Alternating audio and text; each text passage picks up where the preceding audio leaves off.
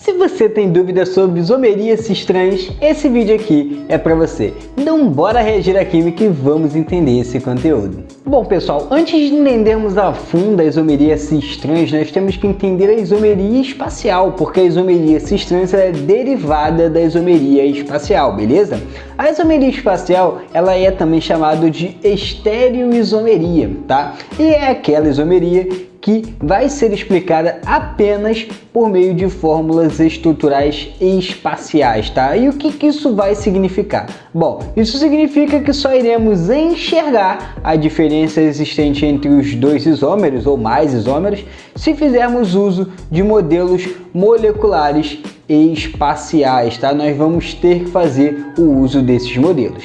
E aí, o que isso vai significar? Bom, nós temos que a isomeria espacial é dividida em dois tipos. Vamos ver hoje a isomeria cis-trans, que também é chamada de isomeria geométrica, tá? Então fiquem espertos, porque pode cair o nome isomeria geométrica na tua prova, beleza?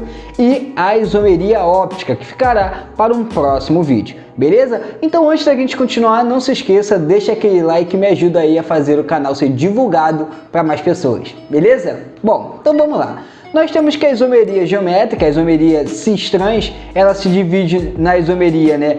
Quando nós temos compostos formados apenas por ligações duplas ou formados por compostos cíclicos. Nós podemos ter a isomeria geométrica nesses dois casos, tá? Quando nós tivermos compostos com ligação dupla, o que vai acontecer? Bom, primeiramente vamos entender o negócio, pessoal. Quando nós temos um composto que ele é formado apenas por ligação simples, tá? O carbono desse composto ele pode sofrer rotação, ou seja, olhem aqui as imagens que nós temos. A gente pode pegar esse carbono daqui, ó, e girar ele mantendo o carbono de baixo parado, tá? Nós travamos o carbono de baixo e apenas giramos o carbono de cima, tá? Esse processo de rotação desse carbono de cima vai fazer com que os átomos girem ali, porém a molécula permanece a mesma, permanece o mesmo composto, mesmo sofrendo essa rotação, porque depois embaixo também pode sofrer essa rotação se nós quisermos. Então o composto não muda quando nós temos ligações simples. Bom pessoal, o problema acontece quando nós temos ligação dupla, porque essa ligação dupla impede com que aconteça a rotação desses átomos. A ligação dupla não deixa com que o carbono gire, tá?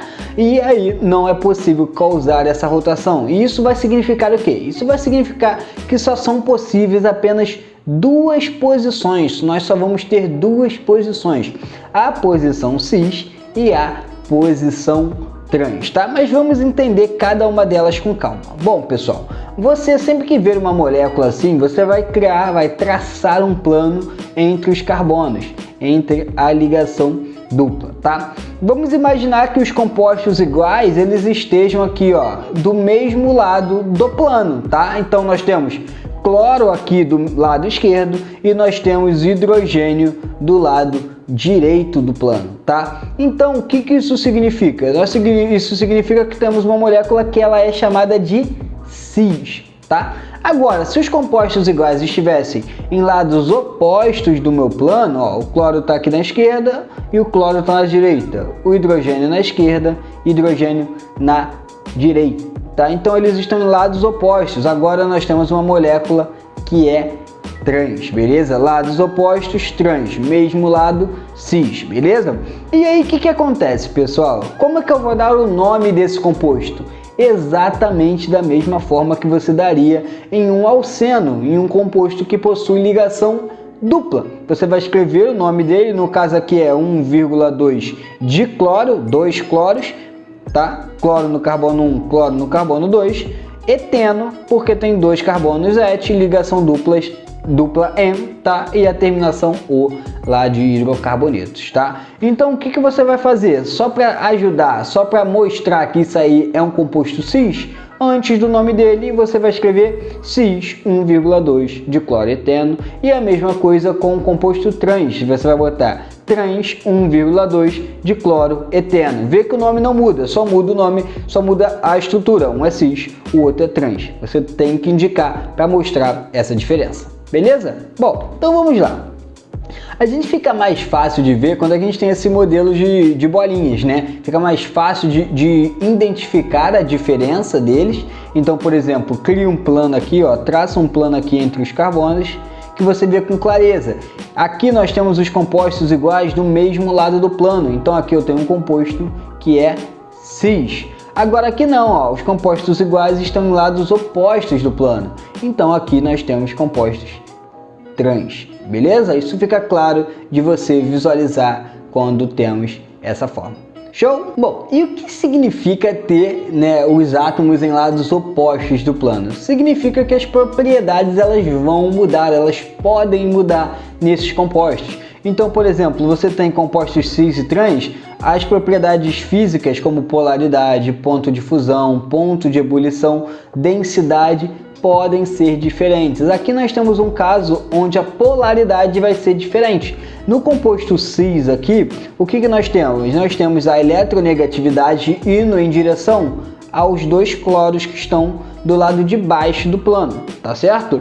Então, fazendo aqui a resultante dos vetores, unindo os vetores, a polaridade desse composto vai apontar para baixo, já que os dois cloros estão para baixo.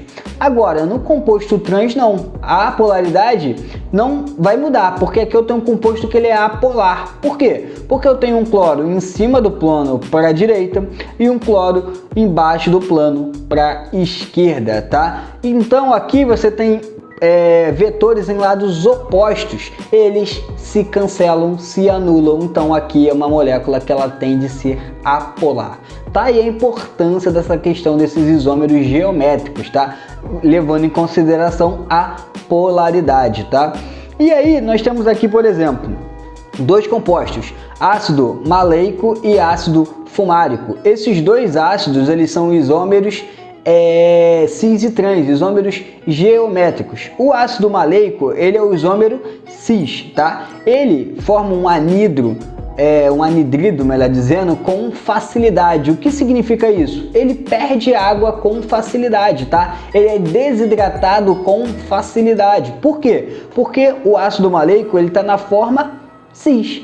Como ele está na forma cis, as duas hidroxilas delas estão próximas uma das outras. Então, essas hidroxilas elas vão reagir entre si e vão formar água, tá? E vai formar um composto aqui, que ele é um composto chamado de anidrido, porque ele está sem água, ele foi desidratado, tá? Se vocês estão com dificuldade de visualizar aqui a forma cis, eu vou indicar, ó. Esse hidrogênio aqui, ele estaria para cá, tá? E esse hidrogênio daqui, ele estaria para cá, tá? Então, tira aqui para ficar mais fácil de vocês visualizarem e cria um plano aqui, ó.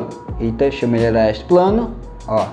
Criei um plano aqui. Os hidrogênios estão na esquerda e você tem os dois ácidos aqui na direita, beleza? E aí você tem a forma cis. Já a forma trans, que é o ácido fumárico, ele já é diferente. Ele não forma anidrido com facilidade. Por quê? Porque suas hidroxilas, elas estão em lados opostos, elas estão distantes uma das outras. Então elas não podem reagir ali e formar água, causar ali a desidratação do ácido fumárico, tá? Então aí mostrando essa propriedade diferente nesses dois compostos que são isômeros cis-trans, beleza?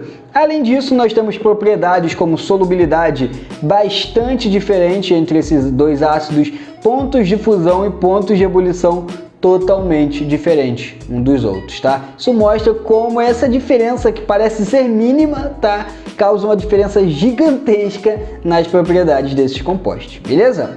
Bom, e aí a gente pode generalizar esses compostos estranhos da seguinte forma, né? A gente botou aqui uma molécula e o que acontece? R1 ele tem que ser diferente de R2, ou seja, R1 aqui ele tem que ser diferente de R2, R3 tem que ser diferente de R4. Por quê? Porque quando eu traçar o plano, se eles forem iguais, eu vou ter o mesmo composto no mesmo carbono. Então não vai ser isômero cis-trans. Eles têm que ser diferentes, tá? O R1 ele pode ser igual ao R3, tá? E o R2 ele pode ser igual ao R4, tá bom? Ele só não pode ser R3 igual a R4, R1 igual a R2, beleza? Para finalizar, vamos ver a isomeria cis-trans em compostos cíclicos, tá? Aqui nós temos os compostos cíclicos e vai se dar da mesma forma do que quando nós temos alcenos, tá? Aqui o que vai acontecer? Nós temos que esses ciclos eles formam polígonos planos, tá? Um polígono onde você vai ter a parte acima e abaixo do plano, tá? E conforme nós tivermos ramificações ou tivermos substituintes, eles têm que estar acima ou abaixo do plano para dizermos se eles são cis ou trans, beleza? Bom, o que acontece? Se os compostos iguais estão do mesmo lado do plano, é cis, lados opostos é trans. Aqui nós temos o cloro acima do plano e os hidrogênios abaixo do plano. Então, compostos iguais do mesmo lado do plano, tá? O plano é essa parte azulzinha aqui, tá? Esse é o plano. O cloro está acima, o hidrogênio está abaixo. Nós temos compostos cis, tá? Temos a forma cis. Agora aqui não, o cloro daqui está acima, o cloro aqui está abaixo. O hidrogênio aqui está acima, o hidrogênio aqui está abaixo. Nós temos a forma aqui, que é a forma trans, beleza? Então, duas formas que são vistas da mesma forma do que lá nos alcenos, tá? Importante o nome, pessoal. O nome vai ser exatamente da mesma forma, tá? Vai ficar exatamente igual. Você só vai colocar a forma cis ou a forma trans, o nome cis ou trans, antes da nomenclatura dos ciclanos. Beleza? Se você gostou desse vídeo, curte e já me segue para mais conteúdos como esse. Valeu!